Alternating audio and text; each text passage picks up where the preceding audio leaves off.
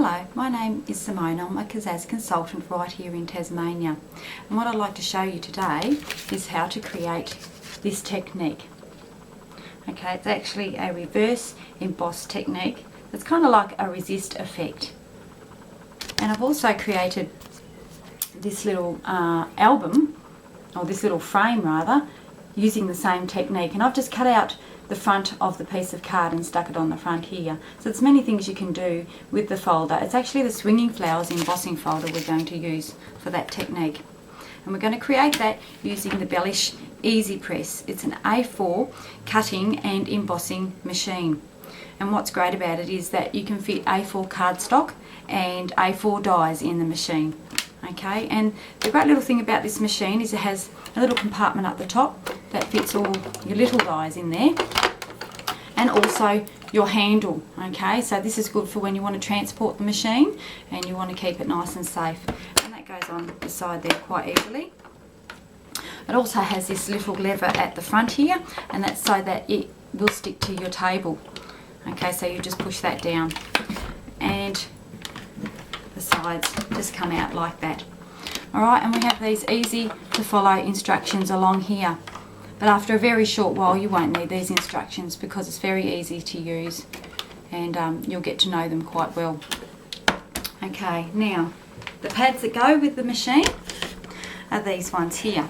Okay, so the first one we have here is our base mat, so we use that for all of our cutting and embossing.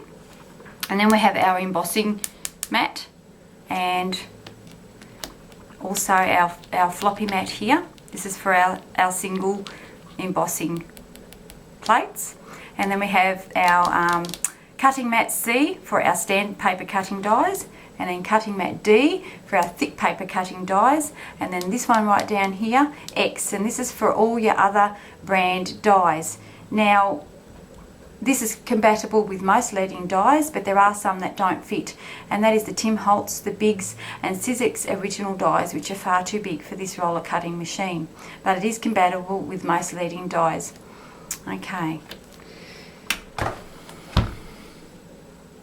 so what we're going to do is pull our panels down like that and pull them out, and here is the embossing folder, the Swinging Flowers embossing folder that we're going to use. And I'm going to use a slightly textured card today. You probably can't see that on there. What I used before was just a flat white A5 card. This is textured so that we can get a slightly different effect. Okay, and what we want to do is just open the folder and we'll pop the card in there like that, just lining it up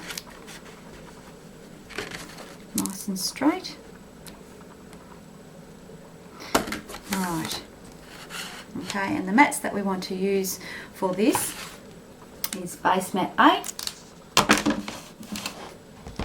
We pop the folder in there,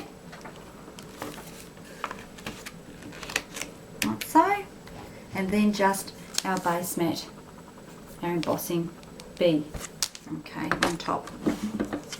Now, you just want to make sure that it's nice and even and central. And all you do is wind it through. Now, if you're finding that the winding is very difficult or a little bit stiff, then you need to reverse it back out and check your stack, because it's possible that you've got the wrong combination. Okay, and that should be quite easy, and it just rolls through beautifully. Okay,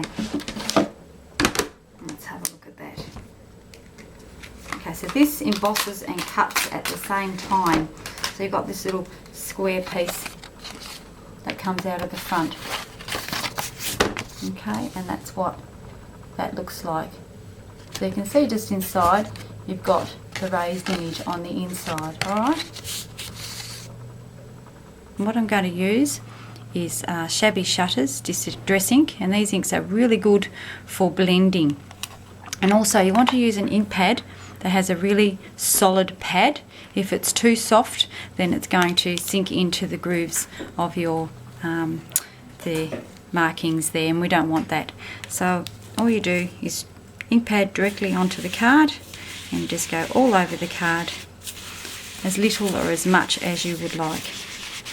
You can just do it so you leave a little bit of white behind. Okay, and I think I'm going to leave a little bit of white there, so as you can see it's not gone into the pattern of the embossed part. Okay, the next step is to use any script stamp. I'm using one from Kaszazz. Okay, just a big script stamp, and I'm going to have to do this in two parts because it doesn't completely cover the card. And again, a distress ink I'm using, which is black soot. Now you can use any kind of black ink for this, but if you're going to use a water based dye or anything like that, you need to do this step second. If you put it on first and it's not a permanent ink, then it will bleed once you start rubbing the ink over the top. So just do this step second. Okay, so we're just going to ink up our stamp here. Just give it a bit of a smooch to release the ink, and then a tap all over. Okay, and alright, I'm just going to line that up with the top of the card.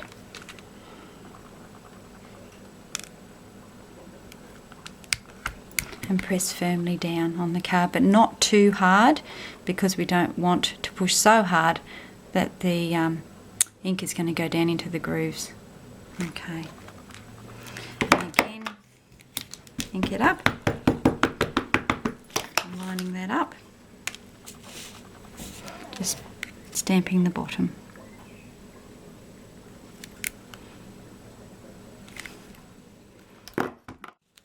And as you can see, the finished product, it's quite cute. The ink has not gone down into the little flowers or the flourishes. So there you go. If you'd like to purchase any of the products seen today, you can go to the Kaszazz website at www.kaszazz.com or call them on 1800 649 191, and they'll only be too happy to put you through to your nearest consultant. Or you can contact me directly at www.simoneKaszazzconsultant.blogspot.com. Thank you for watching my video.